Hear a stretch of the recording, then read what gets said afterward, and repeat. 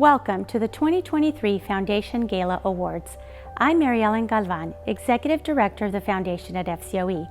Every year we gather here at the historic Old Administration Building Auditorium at Fresno City College with friends, family, and supporters of education to celebrate 4 individuals who are the best example of how dedication, passion, and commitment to serve can transform a community.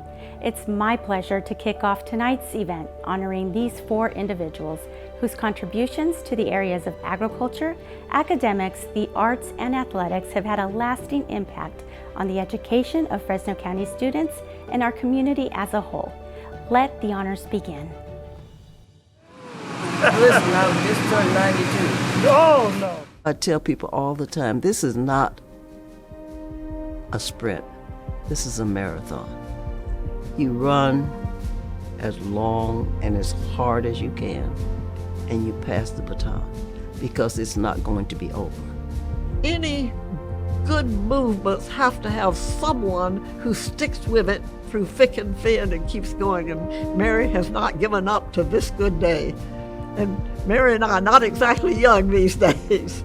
She laid a foundation for better quality education in our community. She laid a foundation for others to join that fight and to encourage a stronger sense of responsibility in regard to education. Well, I was born in a rural area in Alabama. It was a very small town called Grove Hill, and the school situations were very poor. We got hand-me-down books. We walked 3 miles to school. The other children rode the buses right past us. They'd yell out the window their obscenities to us. But we just went on to school because that's all we knew. And that's where our parents, in spite of the fact that it was poorly put together, they encouraged us to go and do our very best in school. And in the 4th or 5th grade, I think, at the elementary school, music person came along and says, "You want to play an instrument?" "Sure, I'd like to play an instrument." So he gave me the bass violin. And that's what I learned to play, and I played it all the way through college. The University of Kansas was a great experience for me. I was a music education major. Dr. Curry's father was the pastor of the church that I attended. And so I got in a class that my husband was teaching Bible school. And so that's how I met him. We got married in 54, in March of 54. He had been here going to practice at Valley Medical, doing an internship, and he met Dr. Myers. Dr. Myers encouraged him to come to Fresno. Even though she didn't really have to choose a career, she's certainly capable of having her own career, but she chose to be a community advocate and to just really work to address inequities that she saw in and around her community. Well, at that time, the stage of life for both Mary and me, when we had children who were in school, so you tend to concentrate on that. And that's at the time when people were just beginning to push for desegregation. At the time when we formed Concerned Citizens, Irwin Middle School had been closed, and we were in the height of trying to desegregate our schools. And so Edison had no feeder school now. So Edison was on the brink of declining enrollment. So there were people in the community who said, yeah, just close it. We were focused on this whole issue. And so we said, no, you can't close Edison because you devalue our children, you devalue our property. And when you close down educational institutions in a community, you kill the community. And we will find some way to help you keep Edison open. Mary is blessed with grim determination, and I respect that and like it. You know where she stands. She's done so much for the community, and as I say, not just in education, but the very fact that she ran for the school board. It's not easy to run for election. I ran for the school board because people encouraged me to do it. They kept saying, well, you know, you do so much outside of this board. Maybe if you get on the inside, you can do even more.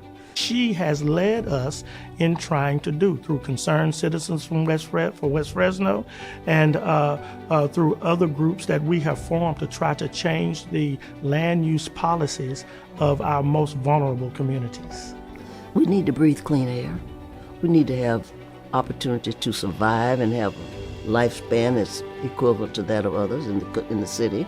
And the city needs to realize, and we tell them all the time, that if any part of this city is in pain, the whole city ought to be concerned. I think what we can learn from Dr. Curry and Mrs. Curry is a commitment not only to ourselves but to others. My husband's practice included, for the most part, this whole community.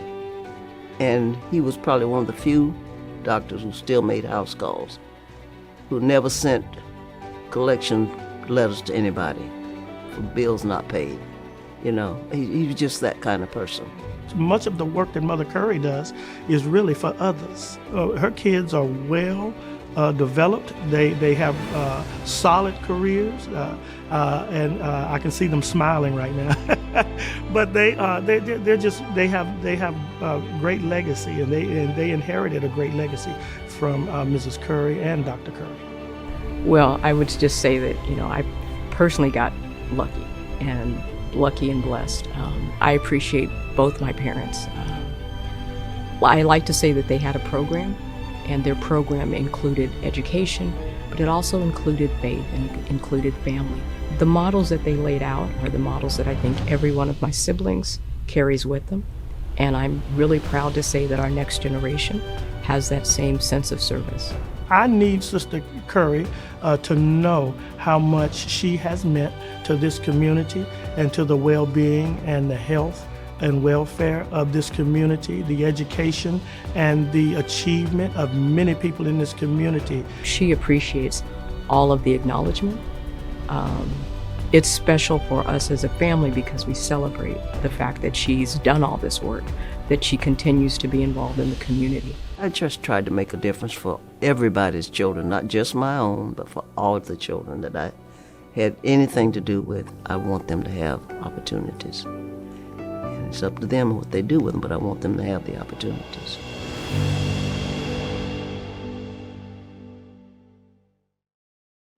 My dad always said, when you make money, Maddie, you always give it back to your community.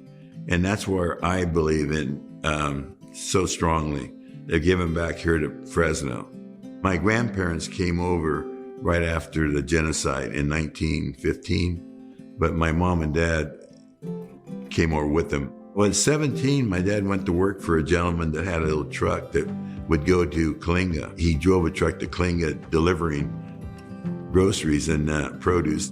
And the man gave it to my dad at 21, and he did that for 29 years. At 11 years old, I went down there and it was fixing crates back in those days. So loading trucks, pitching watermelons. And then I worked as a receiver at night. I've done everything at OK Produce, bookkeeping and everything, except drive a 48-footer. We were small. We had 12 employees. And now today they have 500 employees. It's amazing to me what Brady and Chad have done. I met Matty and his dad, Charlie, a long time ago. There was a place called Bedrosian's Truck Stop, and all the truckers, my dad worked for another company, and all the farmers, and they all gather there. And I think that's the first time I met his dad, Charlie, and I met Matty. I had a mobile high-pressure washing and steam cleaning business, and so I started washing trucks for OK Produce. And I remember Jim fondly with his boots on and coming down, and he always talked to my father. My dad was really great with talking, philosophy and encouraging kids and all, and Jim gives my dad a lot of credit. At that point, I knew I need to pay attention to what's going on in front of me as a young man, particularly wanting to understand about leadership and qualities of giving back to a community. I mean,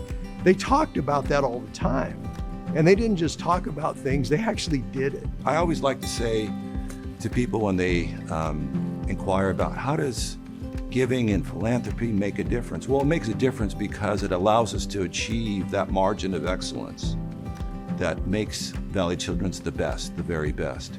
So Maddie's continued investment in this mission has allowed us to achieve those excellent outcomes. A lot of his giving or support to different organizations we're not aware of, and nor does he try to make it known, because it's about the mission of what he supports. When you look at the connection to agriculture to schools and how critical it is, I mean, OK Produce, they stepped up to provide opportunities for kids to run fruit stands in their local communities. I mean, these are a lot of communities that don't have a real grocery store. Kids are where I like to focus on now because it's so important to me. I think when kids should be recognized for, too many things are always in the paper of bad things.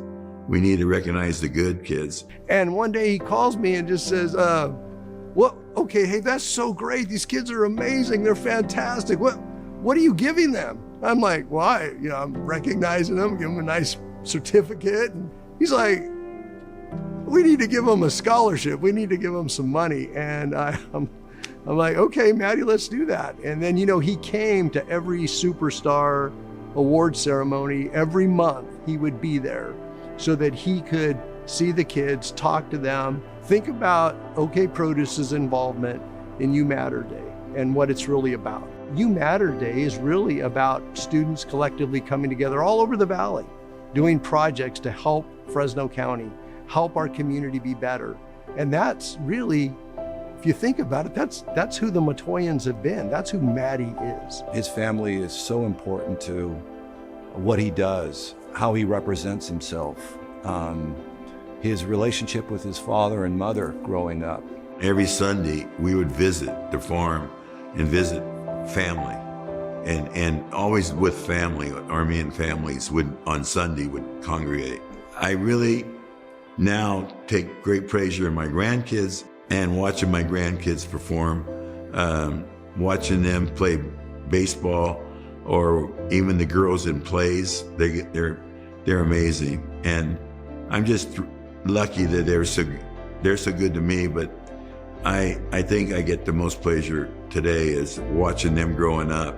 We think about from Charlie to Maddie to Brady to Chad.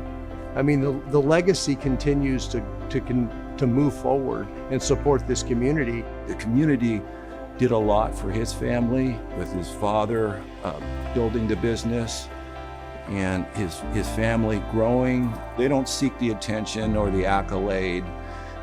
They're not hoisting a trophy because they're doing it. They do it because they believe in this community. Knowing him the way I know him, the award, of course, and the recognition is very special to him. But it's really about his dad and him and his sons, and that's the way he would look at this. I never think in my eyes I've done enough. And I always want to do more.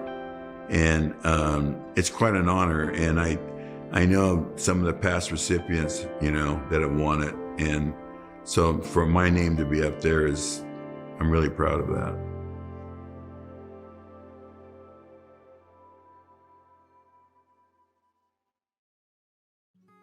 Los inmigrantes, ¿no? Y qué bueno, me da muchísimo gusto. Hoy lo puedo compartir una información muy importante. I think what Rasmussen is and has become is just an incredible story. To be able to be such an impactful institution, independent, to be able to serve the Latino community. He chose something that was passionate to him. He chose something that could benefit not only his family, but his community of farm workers. I grew up in La Mixteca, in Oaxaca. And Oaxaca is a state with the most indigenous people in Mexico. So, and also the poorest. My father was here in the United States undocumented. He left when I was a year old. He legalized in 1957. And at that time it was much easier than now. And so he then, the next year, was able to bring us. And that's when I came in 1958. Hugo and my path came together in a little town called Healdsburg, California. Historically, that was a migrant farm worker town. I think we met each other when we were picking string beans, but then when he went to school and I went to school, we kind of took different paths in school. And Hugo was more of an academician at heart. You know, he wanted to know about, you know, what the school had to offer, what services were available. He really embraced some of the counselors and some of the advisors and some of the student body at Healdsburg High. I really enjoyed high school because I was able to take journalism. That's where I learned about journalism. I applied to Harvard, I applied to Yale, I applied to Stanford, I applied to UC Berkeley and St. Mary's, and I got into all of them with full scholarships, except Yale. Nothing. So that's the only school that rejected me, but all the others did, and so I said, wow, what a great opportunity. His brother, Candido, got involved with us with KBBF, bilingual broadcasting station. When he got on the air, everybody above the age of 8 would be tuning into his radio show on Sunday mornings. And that's how I noticed the power of radio. It was so accessible and portable. Harvard has its own radio station on campus.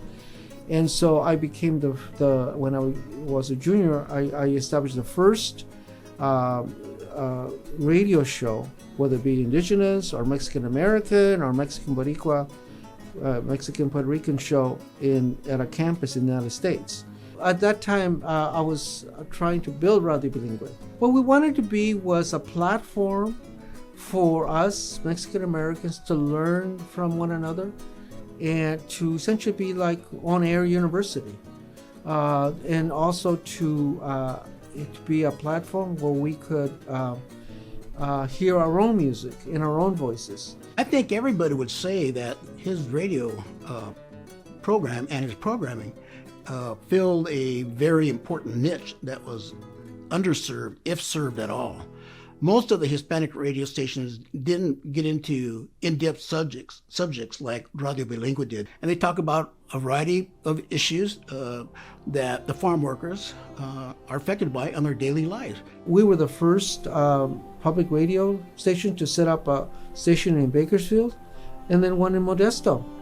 Yeah, and then now we're 25. We have stations in South Texas, we have stations in New Mexico, we have stations in Colorado, we have stations, all over California. I think that Hugo's nature, wanting to make a difference in any area that he can. And he's a tenacious bulldog. If he finds a cause out there, he'll go for it. I think having him be involved in First Five Fresno County means that he absolutely understands the value that children need adults to be the best versions of themselves and to be cared for and to be, brought into this world in the most ideal way. He's considered the historian of First Five Fresno County because he's the longest serving commissioner. Hugo has used Radio Bilingüe to support the first 5 years of life. I can think of during the pandemic, he wanted to make sure that we could use his avenue to remind parents and grandparents that babies were missing their well child visits. When I was literally a teen and I dreamed about helping poor people, people like my own family and my own friends and my own class of people, I didn't realize that it actually takes a team to do any kind of meaningful work. And so that's what I learned. I think the unique part of Hugo is that he recognizes his accomplishments, but he's not one to toot the horn or shine a spotlight on himself. If anything, I think he avoids the spotlight and let others do the talking for him. I see this recognition from the superintendent of schools for Fresno County. I see it as a recognition of Radio Bilingüe as an institution. That's how I see it, because it's a team that has made it happen. And it's a recognition also for the traditional arts and what the arts can benefit our community. It's just, this is my dream job. It's just incredible. I get energized every morning to come to work. I'm so happy. it's just an incredible institution of service to the community.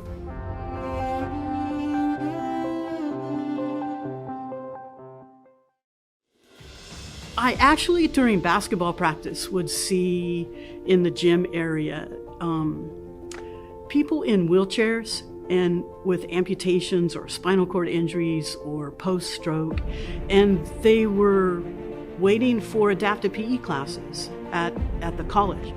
You know, I wasn't accustomed to seeing people with different needs and different able-bodied kinds of challenges. So rather than stare, I volunteered to be an aide in one of the classes and got to know some of those people. And that's, I changed my major to adaptive physical education then. I grew up on a little farm in Lemoore. We raised sheep. My dad was an ag teacher, and we moved to Clovis and immediately got into sports there. I went from Clovis High to Fresno City College and played basketball there. I started throwing the javelin there at City College, and I did well enough to earn a scholarship at Cal Poly and ended up going there, and I learned a lot, and I got to travel. I did well enough in track and javelin that, you know, I went to a couple of USA meets, and also that year I was a national champion, Division II in the women's javelin. When I met Danelle Burns, I was like, wow, who is this woman? She was amazing to me because seeing Danelle as the athlete, it really spoke to her discipline, her drive, and the importance of goal setting. She practiced and she did all that she needed to become that, I'm going to say, world-class athlete, because she competed at such a high level.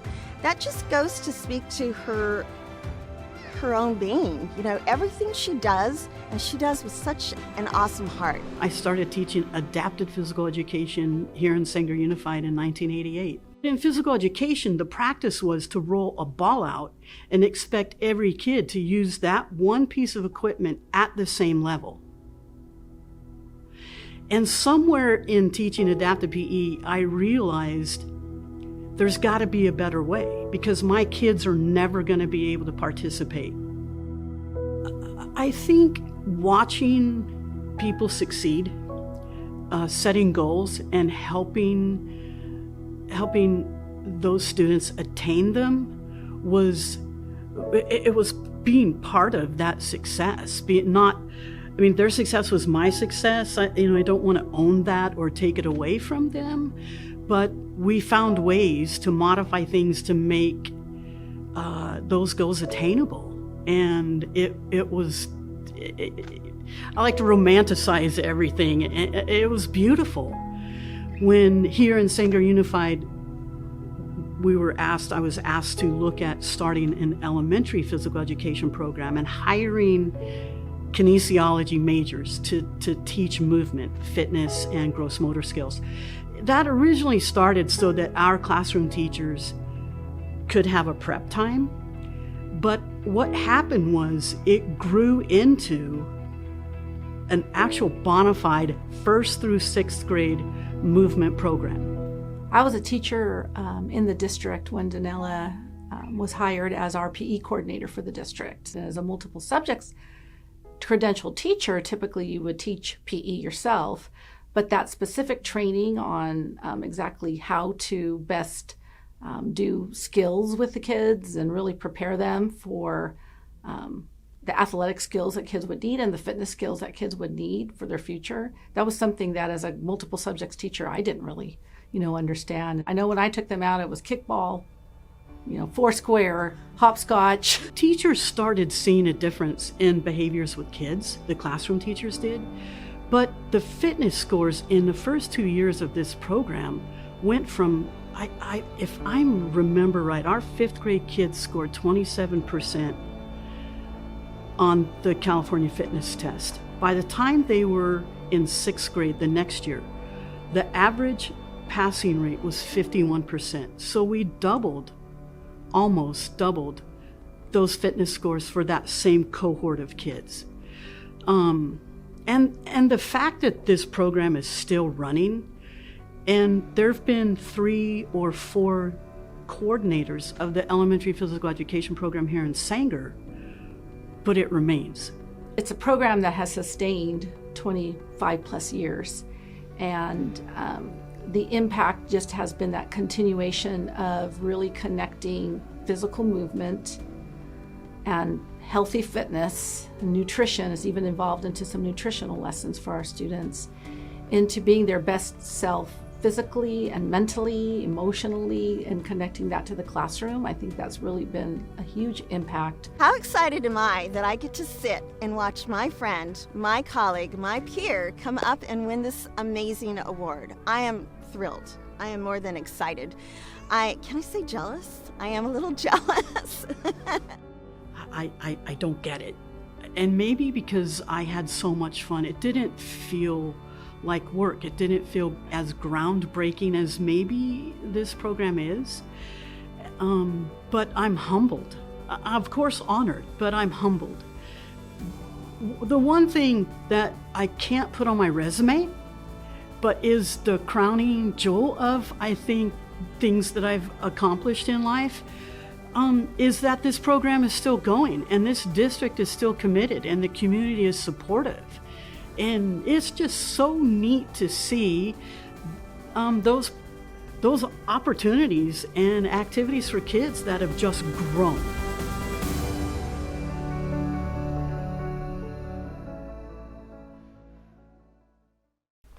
What inspiring stories. This was such a great evening. We'd like to thank our sponsors, including founding sponsor Educational Employees Credit Union, presenting sponsors Chevron, Valley Children's Hospital, and new presenting sponsors PNC Bank and Best Tours and Travel for making this evening possible. We'd also like to thank all of you for watching as we honored 4 incredible agents of change: Mrs. Mary Curry, Mr. Matty Matoyan, Mr. Hugo Morales, and Danella Barnes-Penman.